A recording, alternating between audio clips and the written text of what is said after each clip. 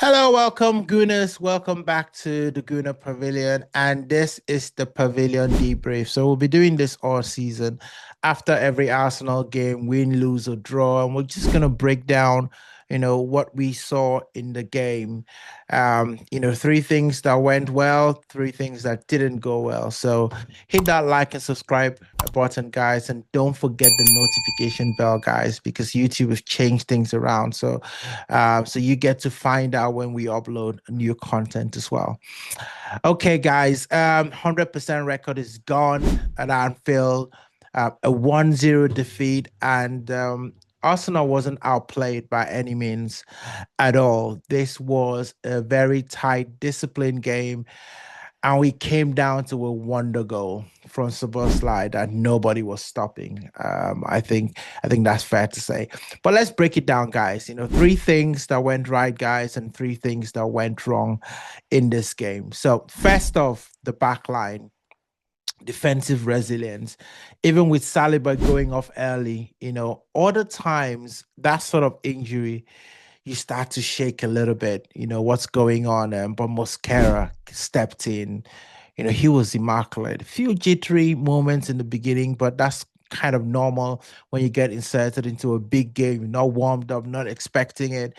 You should always be ready to jump in. But fair play to Mosquera. He came in and he was absolutely incredible. Calafiori, Timber kept everything honest. And honestly, guys, we looked organized.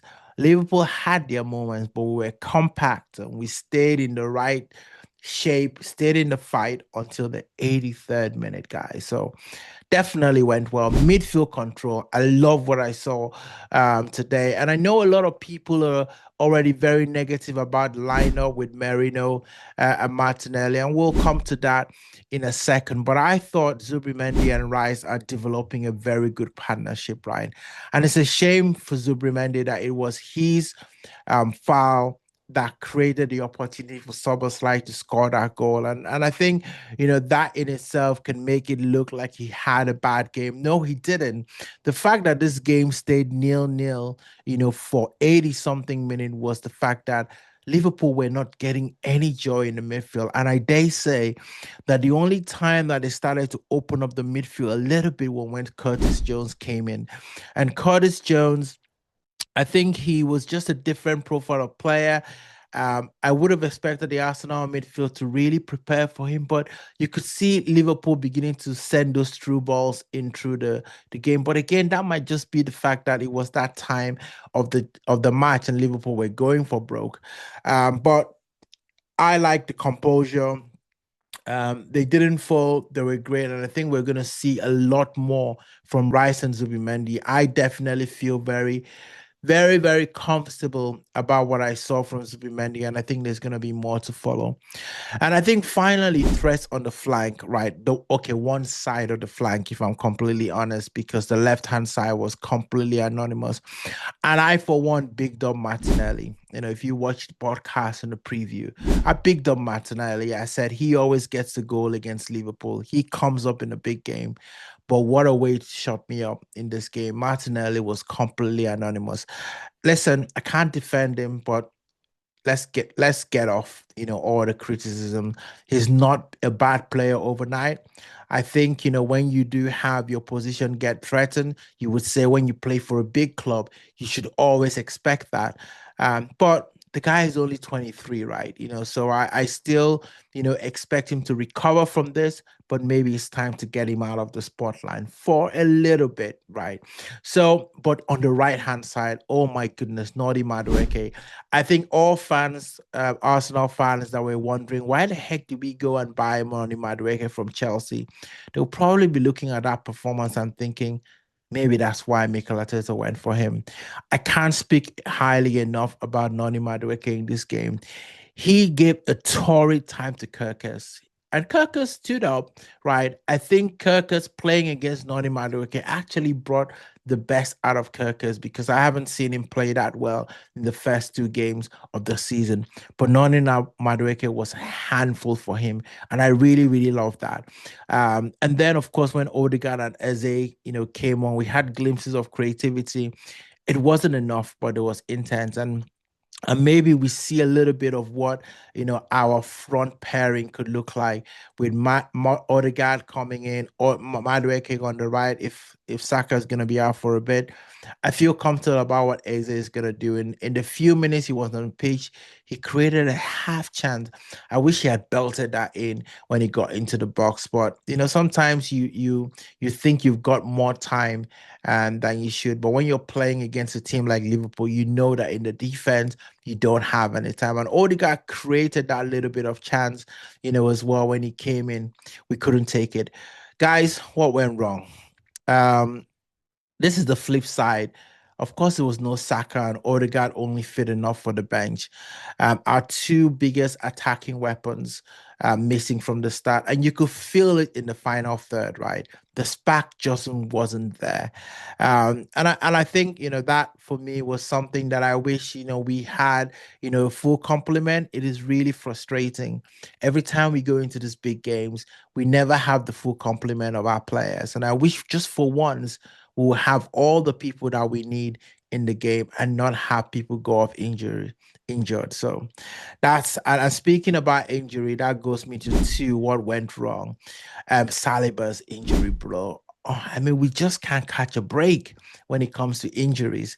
And Saliba losing him early, I think we'll have flashbacks, about this, which is like, why can't we just get over that hump, right?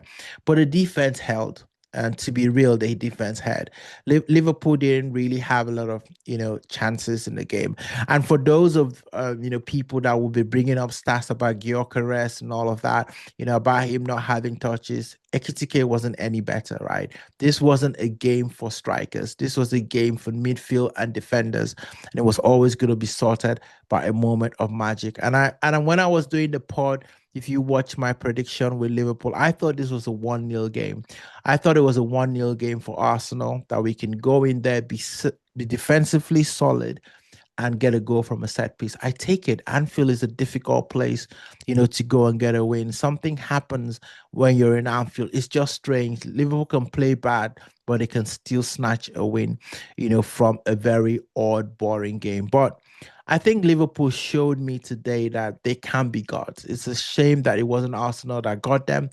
But I think that unless they improve massively, Szoboszlai is not going to score that kind of goal again in his life. I think that was absolutely world class. It was perfect. Raya tried as much as he could, but couldn't get it. And you know what? When you score a goal like that, you've got to just say, clap your hands and say, well done. Well done to Szoboszlai. Um, that actually leads me to the third point, right? Beaten by a wonder goal. There's nothing you can say. I've just talked about it. When you lose by a moment of magic, we used to do that, against team. It was one of the things people used to say 1-0 to the Arsenal, right? I mean, Raya could have had wings and still couldn't have saved it. Sometimes that's football. One strike, one game gone. That's just it. So it's three positives, reliance, midfield control, flashes of brilliance. I know that everyone wants me to talk about Martinelli, and I'll touch on it briefly. He wasn't that great today. It was painfully. I think, for me, there was a moment in the game in the first half, in the early minutes, where he had a chance to play it to Gyökeres, and he hesitated, and it seemed like that hesitation stood with him throughout the whole game. And I don't know, where he thought he couldn't go down the line the way that Madueke did. He did it once and lost the ball, and I think after that he started questioning his every move. And you would have thought that that would have been the game plan, right? With Szoboszlai playing as right back, who's not a real right back, you would have wanted Martinelli, to go out against him. And maybe if Mikel Arteta is taking some lessons, that will probably be the lesson that he took from this game. Maybe a Trossard would have been a bit different, because maybe what you didn't need was just someone that with speed and electricity. Maybe you needed someone with a little bit more guile, who can stop and start and move, and I think Trossard maybe could have done the business there if we didn't want to start Eze, at the beginning of the game. But guys, lay off Martinelli. He had a bad game. He had a stinker. he had a stinker, absolute stinker. But I think that he's 23-year-old player that would only get better. Listen, we're not getting rid of him in the transfer window. That's for sure. It's not how Arsenal operate. It's not the way that Mikel operates. So calm down, all of you on Martinelli. So guys, this wasn't Arsenal getting blown away. I feel a little bit, numb from this performance. I'm not as upset, as I would typically be.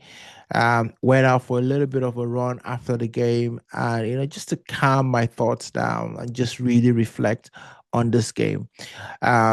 It's fine margins, and I know it's frustrating. Fine margins, you want it to be on our side. And trust me, I guarantee you, we will have moments like this in the whole of the league this season where fine margins we will be on top. Today wasn't our day. What do you guys think, Gunners? Was this bad luck? Do we still need more cutting edge up top to win nights like this?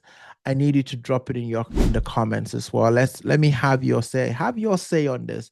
We'll talk about it more in the next Pavilion episode where we'll be previewing our Arsenal game, Nottingham Forest at home. I think that's a 3-pointer. We got to get it. That 3 points without a question. Guys, this has been Pavilion Debrief. See you after the next one. Keep your chins up the Arsenal.